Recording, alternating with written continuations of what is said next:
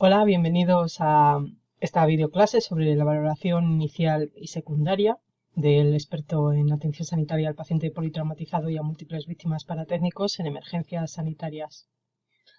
Mi nombre es Esther Gorjón, soy enfermera de emergencias en el SUMA 112 y soy instructora de soporte vital básico, soporte vital avanzado y máster en educación y nuevas tecnologías. Lo que vamos a ver en esta videoclase es un poco el ABCDE, lo que es la valoración inicial del paciente traumático, pero con las actualizaciones que ha habido en los últimos años, que mucha gente pues no las conoce y es una forma de estar al día, ¿no? En ese ABCD simplemente vamos a ver lo que se ha actualizado y lo que tenemos que conocer, que es lo que hemos estado viendo un poquito durante el resto de recursos.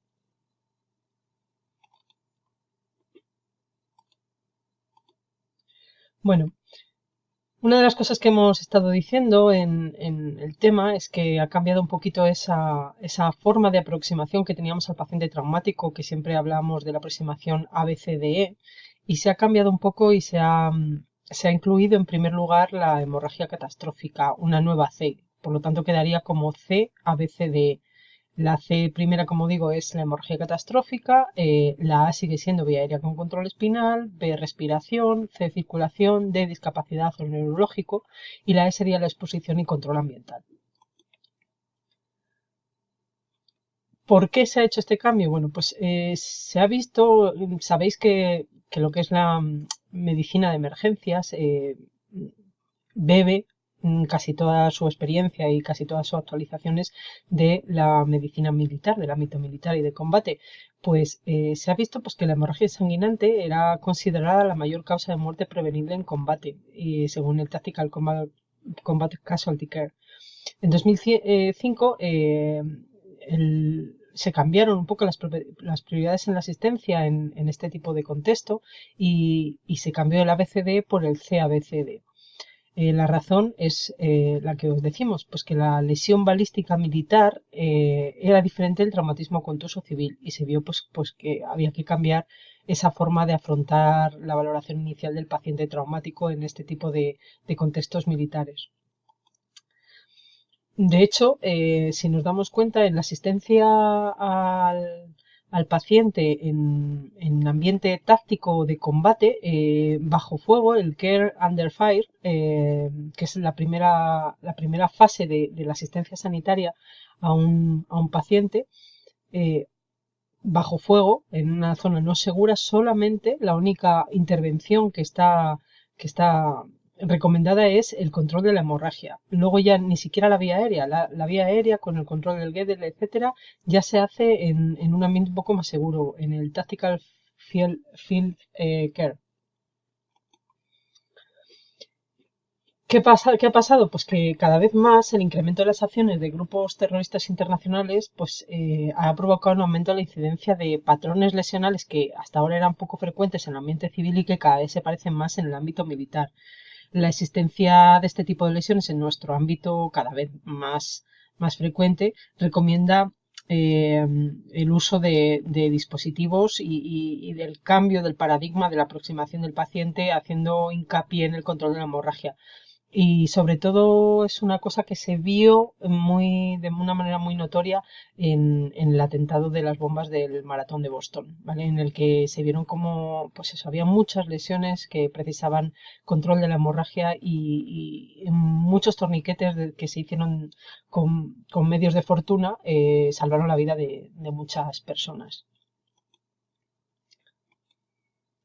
¿Qué es lo nuevo en el control de la hemorragia? Bueno, pues ya desde las guías del ERC del 2015, las guías de RCP, hay un apartado específico sobre primeros auxilios y habla del control del sangrado. Y en ese control del sangrado ya deja de recomendar la elevación del miembro, que antes siempre hablábamos del control de la hemorragia como compresión directa, elevación del miembro y compresión de los puntos proximales, ¿no? De las arterias en la zona proximal del miembro que sangraba.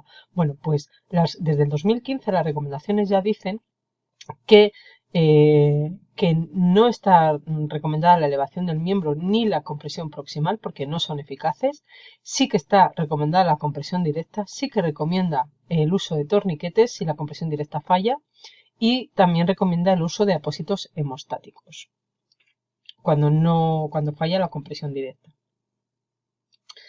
Las guías NICE, que son las guías del sistema inglés de salud del 2016, son las guías de trauma, también habla de lo mismo. Habla que sí a la compresión directa, sí a los torniquetes y también habla como parte importante del control de la hemorragia el inmovilizador pélvico en cuanto se sospecha la posible fractura pélvica, ¿vale? Porque se ha demostrado también bueno, pues que la fractura de pelvis no es una causa frecuente, pero es una causa mm, muy importante de shock hemodinámico y en cuanto la sospechemos, la fractura, ya sea por el mecanismo lesional o por el estado del paciente, debemos realizar la inmovilización pélvica, ya sea con el inmovilizador pélvico o con medios de fortuna, como por ejemplo una sábana.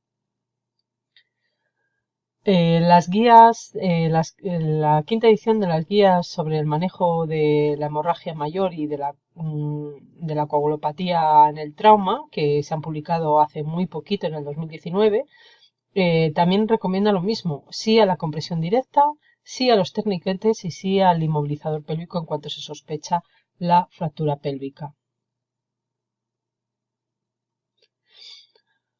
Por lo tanto, ¿cuál sería la manera de actuar correcta en esta C primera del CABCD? Bueno, pues lo primero es, si estamos en una zona segura, vamos a hacer presión manual con agentes hemostáticos o sin ellos y podemos añadir el vendaje compresivo.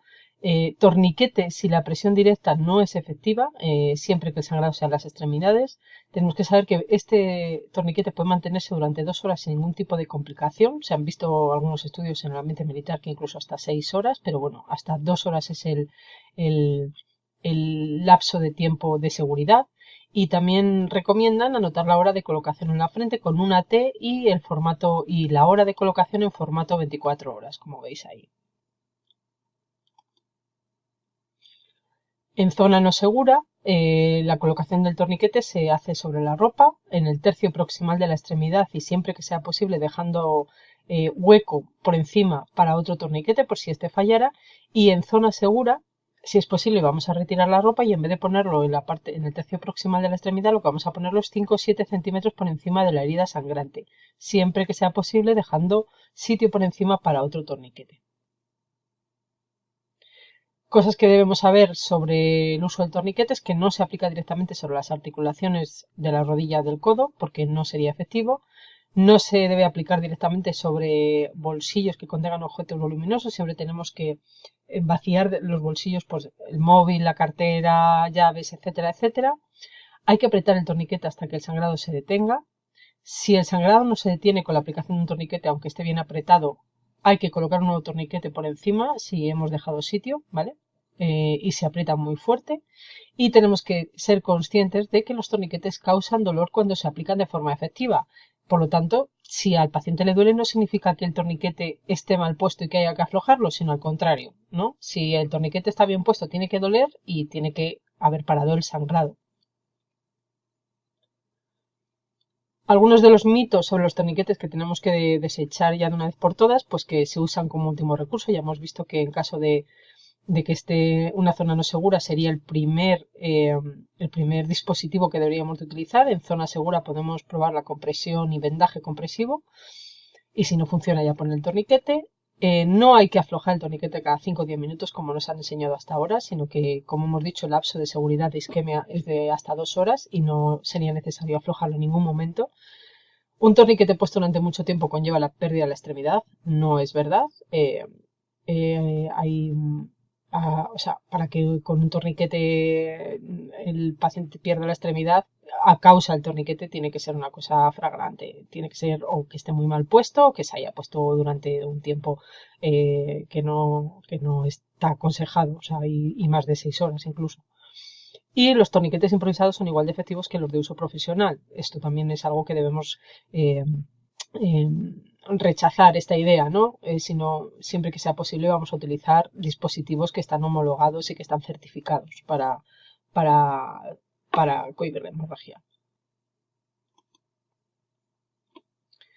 En esa C principal de la que os hablo, también hay una nueva línea en la que hablan de que deberíamos de hacer un control hemodinámico, y lo veis aquí, optimizar el sistema cardiovascular previamente a hacer la intubación traqueal. Es decir, en un paciente críticamente enfermo se ha demostrado que si tenemos un paciente que está hemodinámicamente inestable y lo intubamos, ¿vale? Nos vamos a la Haya a asegurar a la A o la B, asegurar la vía aérea o asegurar la ventilación, o mejorar la ventilación, optimizar la ventilación.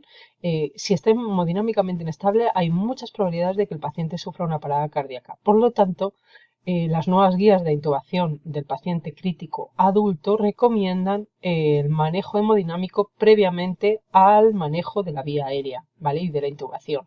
Por lo tanto, en esa C principal no solo sería el control de la hemorragia, sino que yo me atrevería incluso a meter este manejo hemodinámico de la vía aérea.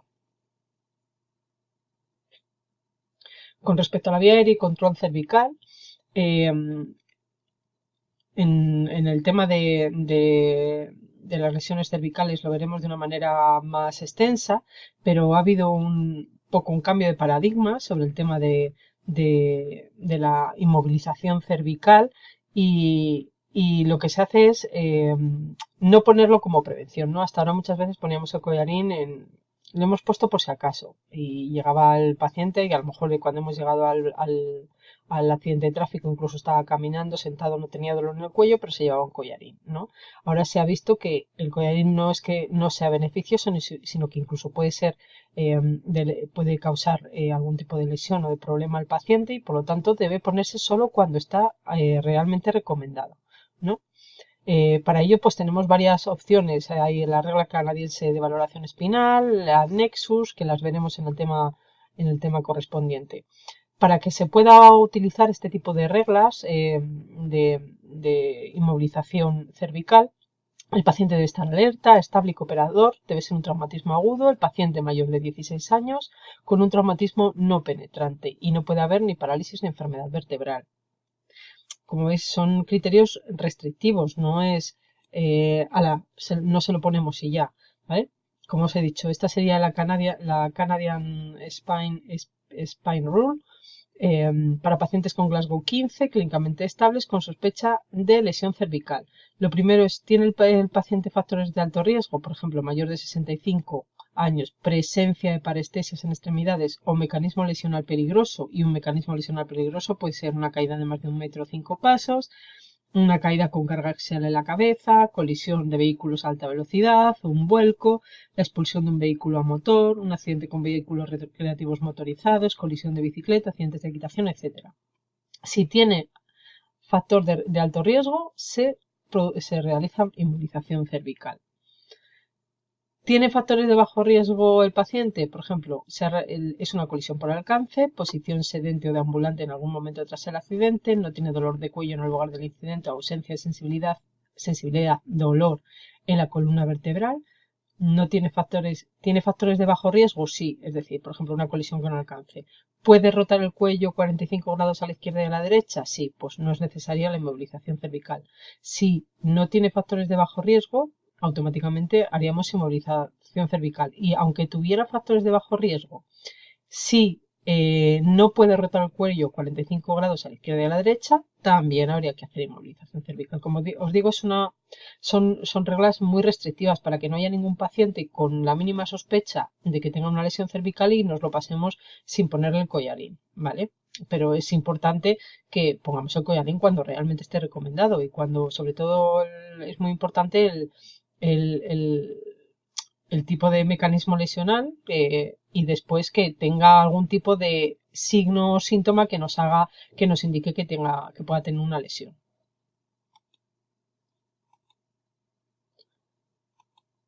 Con respecto a la ventilación, pues lo que ha cambiado pues es que cada vez pues está más extendida el uso de la ecografía para la valoración clínica, incluso en neumotoras a tensión.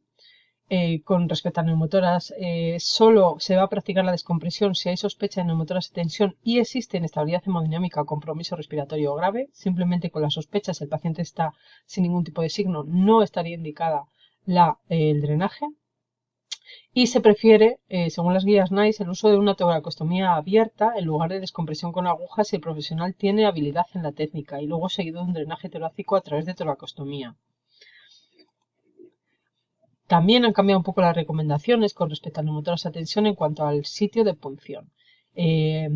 Siempre nos han enseñado que el sitio de descompresión del neumotórax a tensión es el segundo espacio intercostal línea media clavicular, pero a raíz de un estudio que ha habido sobre el tema, se vio que había un gran número de fallos cuando se intentaba la descompresión en el segundo espacio intercostal. Como veis, hasta la mitad incluso del 54% de ellos fallaban.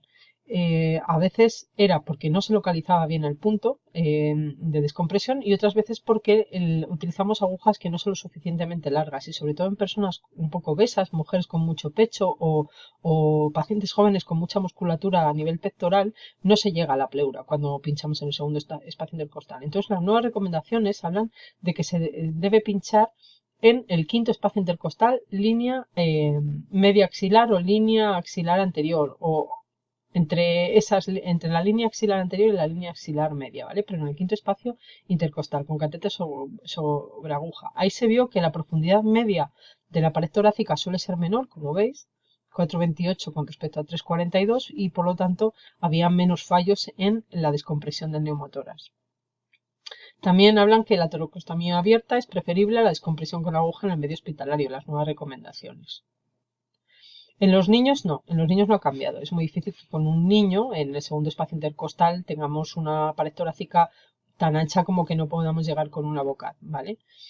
Aunque sabemos que el grosor medio varía con la edad, ¿vale? Con una aguja estándar de 5 centímetros sería más que suficiente, ¿vale? Y con las agujas disponibles de 14G o 17G, pues sería suficiente pues, para acceder a la cavidad pleural. Con respecto al neumotórax abierto, también hay nuevas recomendaciones. Eh, mm, Hasta ahora nos han enseñado que el neumotórax abierto hay que taparlo con un apósito vaselinado o plástico en el que se tapan, se pegan 3 de sus lados y se deja uno para que haga el efecto como de válvula, pero se ha visto que eso no funciona realmente. Por lo tanto, las nuevas recomendaciones dicen que lo que hay que hacer es cubrir el neumotórax abierto con un vendaje oclusivo, ¿vale? Hay que sellarlo directamente, convertirlo en neumotórax cerrado y observar al paciente por si desarrolla un neumotórax a tensión. Y en caso de que desarrolle neumotórax a tensión, no despegamos el apósito que hemos puesto, sino lo que hacemos es pinchar el neumotórax, como hemos visto anteriormente, ¿vale? En caso, otra opción que sí que recomiendan es el parche oclusivo con válvula, ¿vale? El Asserman, el parche de Asserman que tenemos. Eso sí que podría utilizarse, pero en caso de que no lo tengamos, lo que hay que hacer es tapar completamente y convertir el neumotórax abierto en cerrado y vigilar al paciente. Son las nuevas recomendaciones, sobre todo son las guías NICE las que hacen este tipo de recomendación, ¿vale? Con respecto a la circulación, tenemos que saber que la primera opción sigue siendo la vía intravenosa y si falla deberíamos de plantearnos la vía intraósea, aunque las guías NICE ya hablan de que en los niños menos de 16 años en los que se anticipa o se prevé que el acceso periférico puede ser difícil y tiene un traumatismo grave, se podría plantear como primera opción la vía intraósea.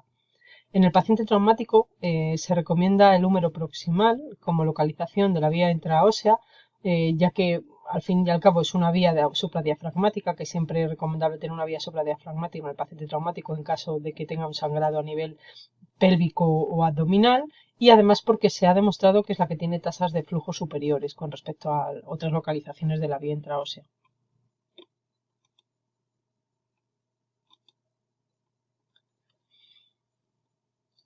En esta C también una de las recomendaciones de los últimos años habla del ácido tranexámico por la vía intravenosa, tan pronto como sea posible en los pacientes con traumatismo grave y evidencia o sospecha de sangrado activo. Y luego, si se sospecha sangrado activo por fractura pélvica, como hemos dicho antes, tanto en la C principal como en esta, pues se debería aplicar el inmovilizador pélvico o considerar una inmovilización improvisada con sábanas, etcétera, ¿vale? Pero solo si un inmovilizador pélvico no está disponible. En cuanto a la reposición de líquidos, pues el objetivo es el control de la hemorragia y no la normalización de la presión arterial. Siempre hemos estado con la tensión arterial muy en la mente, ¿no? Cuando hablamos de un paciente traumático y hablamos del shock hemorrágico, todo el rato era la tensión arterial sistólica mayor de 9, por eso no está hipotenso, hipotenso, hipotenso. Bueno, pues el objetivo es el control de la hemorragia. Lo primero, el paciente da igual que le subas la tensión si no has controlado la hemorragia, porque lo único que estás haciendo es hemodiluirle la sangre. Las recomendaciones en este sentido de la reposición de líquidos hablan de que en el entorno prehospitalario se debe administrar el volumen mínimo necesario para mantener un pulso central palpable, ya sea a nivel de la carótida o femoral. En el entorno también prehospitalario solo vamos a poner cristaloides para reemplazar el volumen de líquido de los pacientes con hemorragia activa. Si los componentes sanguíneos no están disponibles, nada de coloides, solo cristaloides. Y en el ámbito hospitalario, si tenemos un paciente con shock hemorrágico, no debemos de ponerle suero, debemos de ponerle directamente sangre, ¿no? Componentes sanguíneos. No tiene sentido estar poniéndole suero fisiológico a un paciente cuando tenemos sangre disponible, ya que siempre se dice lo mismo, ¿no? Que el suero fisiológico no transporta oxígeno y no nutre a los tejidos realmente de oxígeno. Por lo tanto, debemos, si está perdiendo sangre, lo más importante es reponer la sangre perdida. Esto es un poco en plan broma, ¿no? La sangre es para los sangrados y el agua con sal o suero fisiológico es para cocer pasta, ¿no? Es decir, es para un poco hacer hincapié en esto que os acabo de decir, que la sangre debe sustituirse lo antes posible con sangre y no podemos intentar sustituir la sangre en un paciente que tiene un shock hemorrágico a base ni mantener la tensión arterial a base de suero fisiológico, porque le estamos haciendo la puñeta, hablando así claramente.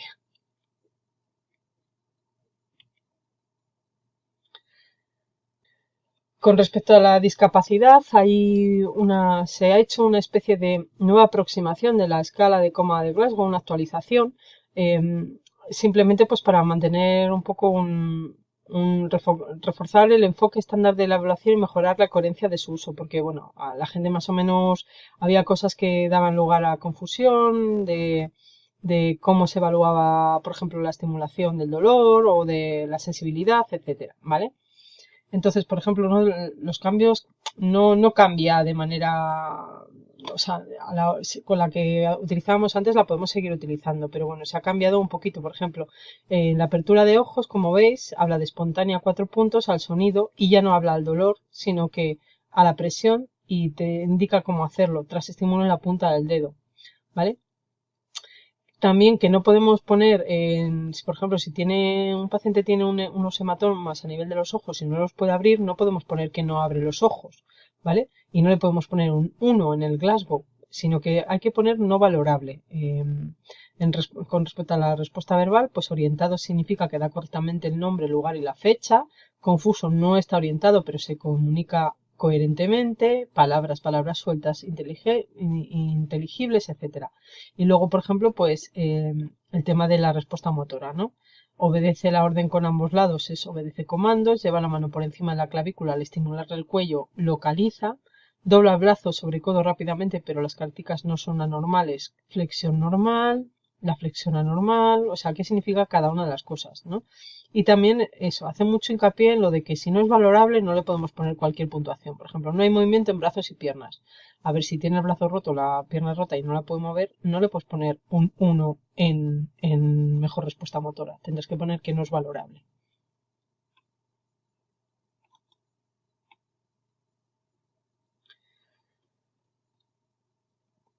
Bueno, aquí es un poquito para explicar esta nueva evaluación, ¿no? En la comprobación, como hemos dicho, se identifica cualquier factor que pueda influir en la evaluación y hay que ponerlo como no valorable.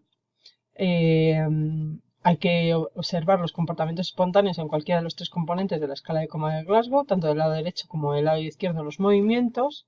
En la estimulación verbal se dice o grita una orden y en la física se hace presión en la punta del dedo, en el trapecio o arco supraorbitario. Y nos dejamos de pellizcos y otras cosas que se nos ocurren para estimular o para hacer la valoración del dolor o a la presión en el Glasgow. Y se asigna una puntuación de acuerdo con la mejor respuesta observada. Siempre, pues si tiene una mejor respuesta en el lado derecho y peor que en el mejor que en el izquierdo, pues se apunta a la del lado derecho siempre. Como os he dicho antes, la apertura de los ojos a la presión ha sustituido a la apertura al dolor. Y también en la escala verbal, palabras inapropiadas y sonidos incomprensibles se han simplificado por palabras y sonidos simplemente. Los lugares para la estimulación son el lecho ungueal, el músculo trapecio y el arco supraorbitario. La presión detrás de la mandíbula, que algunas veces lo utilizamos, es difícil de aplicar con precisión y no se recomienda para el uso rutinario.